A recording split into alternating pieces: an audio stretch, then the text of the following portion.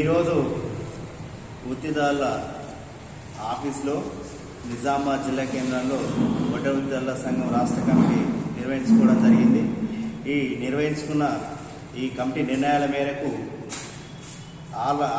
ఈ నూతనంగా ఏర్పడ్డ రాష్ట్ర ప్రభుత్వానికి శుభాకాంక్షలు తెలుపుతూ, అట్లాగే మా వడ్డీ వృత్తిదారులకు ఫెడరేషన్ ఏర్పాటు చేసి 3,000 కోట్లు నిధులు కేటాయించి ఈ మోటార్ క్లాసులని అభివృద్ధి చేయాలని చెప్పేసి, ఎంతైనా అవసరం ఉందని చెప్పేసి ఈ ప్రభుత్వాన్ని మేము కోరుచున్నాము.